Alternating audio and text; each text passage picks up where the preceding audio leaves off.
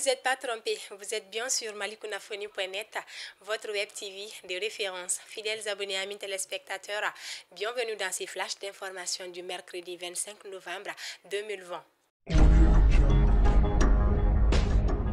Après 3 jours de grève, l'Union nationale des travailleurs du Mali, l'UNTM, a déposé un nouveau préavis de grève de 5 jours, du 14 au 18 décembre 2020, sur la table du gouvernement. On n'a pas eu gain de cause. Les négociations continuent. Ce n'est pas notre souhait. Mais s'il n'y a pas une attente, on va aller en grève, a déclaré Yacouba Katili, le secrétaire général de l'UNTM, dans son nouveau préavis. Après sa grève de 3 jours, du mercredi 18 novembre au vendredi 20 novembre 2020, l'Union nationale des travailleurs du Mali, UNTM, menace d'observer une cessation de travail de 5 jours à partir du 14 décembre prochain. L'UNTM exige du gouvernement le règlement des droits des compressés et des partants volontaires à la retraite, l'octroi d'indemnités et de primes de spécificité par catégorie à tous les fonctionnaires de façon équitable, l'application des mesures pour la réduction de la cherté de vie non respectée par les marchands, la relance du chemin de fer, l'ouverture de concours de recrutement de 20 000 diplômés dans la fonction publique de l'État avant le 15 décembre 2020, l'intégration définitive des enseignants communautaires dans la fonction publique des collectivités.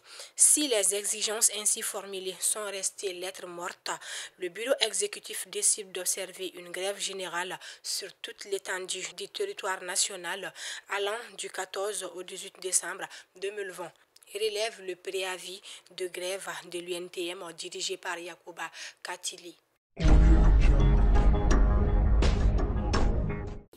Après l'exécution de ces grèves de 48 heures le 3 et 4 novembre 2020 et 72 heures les 10, 11 et 12 novembre 2020, le Bureau exécutif national du Syndicat national des enseignants supérieurs ENSUP a déposé un nouveau préavis de grève illimité le 16 novembre dernier. La dite grève débutera selon le secrétaire général de l'ENSUP, M. Abdou Mali, le 1er décembre 2020 s'il n'y a pas d'accord sur les doléances soumises aux autorités par les enseignants. Dans son message de revendication adressé aux autorités, l'ENSUP a appuyé que les enseignants du ENSUP observent une grève illimitée à partir du 1er décembre 2020. Si les points des revendications ci-dessous ne sont pas satisfaits, parmi eux, on note les points statuaires avec l'application de la grille plancher 1368 et plafond 3000 aux enseignants-chercheurs, l'application immédiate des articles 66 et 97 du statut des enseignants-chercheurs en vue de l'augmentation de 20% de la grille indiciaire et de 2 ans de la retraite pour les professeurs, directeurs de recherche et des maîtres de conférences, maîtres de recherche, l'application immédiate de la prime de recherche conformément à l'article 34 du décret numéro 2017-0850 PRM du 9 octobre 2017 fixant les modalités d'application du statut des enseignants-chercheurs. Le président de la transition Bandao a reçu hier en audience au palais de Koulouba l'ambassadeur du Qatar dans notre pays, Ahmad Abdul Rahman Al-Senaidi. Porteur des messages à sa sortie d'audience, le diplomate Qatar a confié à la presse qu'il était venu transmettre au président de la transition 2 lettres de félicitations, respectivement de son Altesse Tamim Ben Hamad Al Thani, l'émir de l'État du Qatar, ainsi que de son adjoint, son Altesse Abdallah En outre, l'ambassadeur Ahmad Abdulrahman a indiqué que les échanges avec le chef de l'État ont porté sur les voies de renforcement de coopération bilatérale entre Doha et Bamako. Cette coopération, selon lui, se porte à merveille. L'État du Qatar et le Mali entretiennent de très bonnes relations, notamment sur les plans économiques, politiques et social, a soutenu l'ambassadeur Al-Seinadi, avant de rappeler à ses propos l'existence de plusieurs conventions qui ont été signées entre les deux pays, avec des conventions qui ont été signées avant de rappeler à ses propos l'existence de plusieurs conventions qui ont été signées entre les deux pays avec des mémorandums d'entente qui sont en cours. Aussi, convient-il de rappeler que le Qatar apporte un appui substantiel au Mali dans le domaine de la lutte contre le terrorisme. En décembre 2018, l'Émirat avait offert 24 véhicules blindés à notre pays, un soutien qui faisait suite à la visite le 17 décembre 2017 de l'émir du Qatar dans notre pays et à celle effectuée à Doha par l'ancien président de la République Ibrahim Boubacar Keïta du 14 au 16 mai 2017.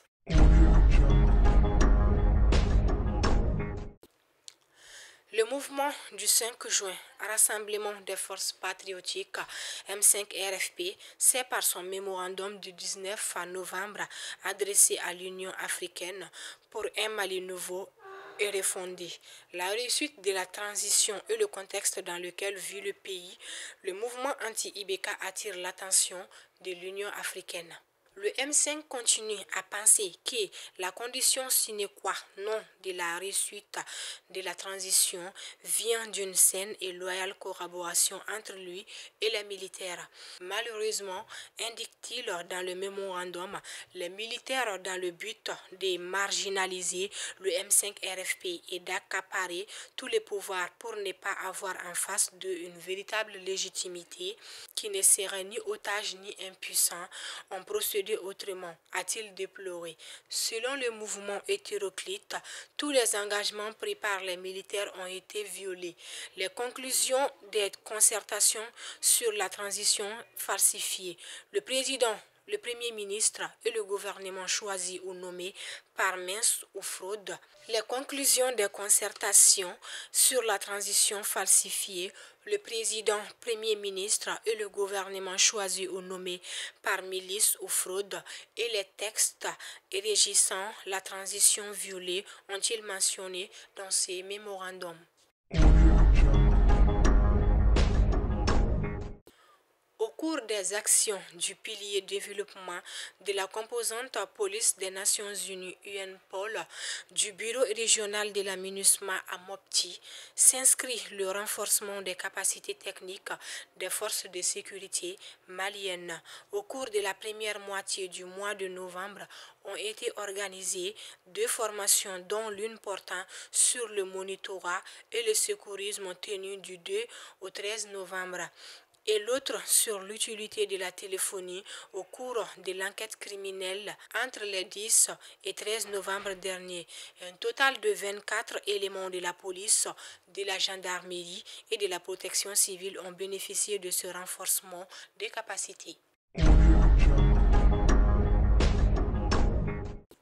La plateforme des syndicats de la santé du Mali, composée du syndicat des médecins et de la fédération des syndicats de la santé, envisage aussi un débrayage de 72 heures à compter du 25 jusqu'au 27 novembre et se réserve le droit d'enchaîner si ces revendications ne sont pas satisfaites avec une autre grève de 120 heures du 7 au 11 décembre 2020.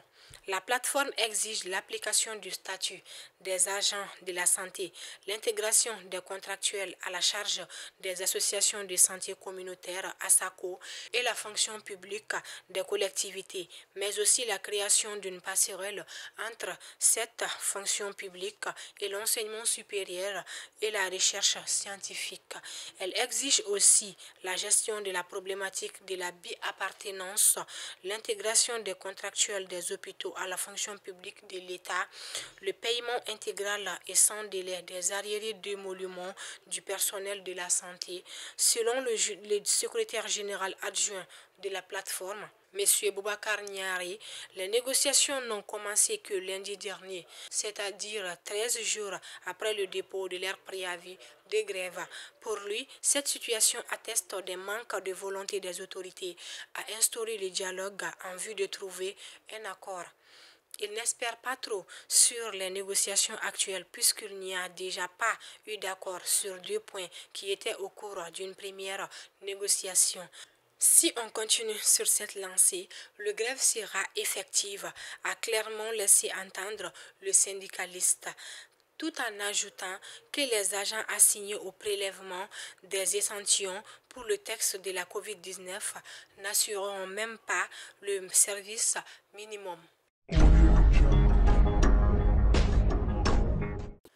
L'entrave psychologique, l'entrave économique, l'entrave géographique, ce sont les 3 grandes difficultés d'accès à la justice au Mali. C'est en tout cas ce qu'a déclaré l'ancien ministre de la Justice et des Droits de l'Homme, garde des Sceaux, M. Malik Coulibaly, lors du lancement de la 3e édition du Fest Hip Hop Rapport Dogokun, dont le thème était « Quelle justice pour un Mali meilleur ?»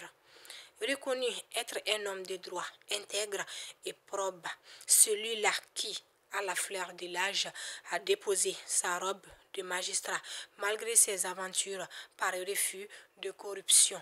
M. Malik Coulibaly était invité des organisateurs de la 3e édition du Fest Hip Hop Rap Dogokun. Il a fait un brillant exposé sur la justice malienne sur laquelle porte le thème de cette édition du festival initié par le rappeur Master Soumi.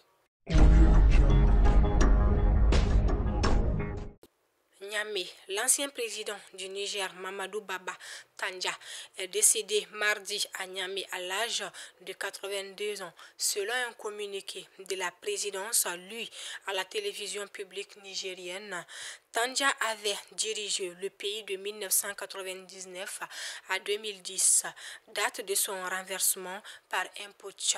Le président de la République et le gouvernement ont le regret de vous annoncer le décès de son Excellence Tandja Mamadou, ancien président de la République du Niger. Décès survenu ce jour 24 novembre à Niamey.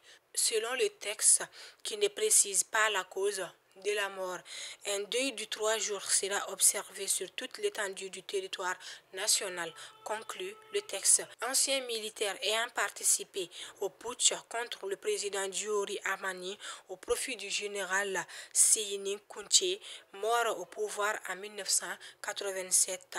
Tandja avait ensuite été ministre à plusieurs reprises avant d'être élu président en 1999, renversé en 2010 par un putsch militaire après avoir voulu s'accrocher au pouvoir après les 2 mandats auxquels lui donnait droit la Constitution. Tandja restait une figure populaire au Niger. Avec le temps, la rue semblait avoir oublié les derniers mois de son régime pour ne retenir que l'image de Baba Tandja, le père de la nation qui luttait contre la pauvreté. Alors que ses partisans ont longuement espéré son retour sur la scène politique, M. Tandja s'était définitivement retiré après des soins médicaux en France en 2015. Fidèles abonnés, amis téléspectateurs de malikounafoni.net, ainsi se referme votre flash d'information du mercredi 25 novembre 2020. Bonne suite des programmes sur malikounafoni.net. Restez connectés.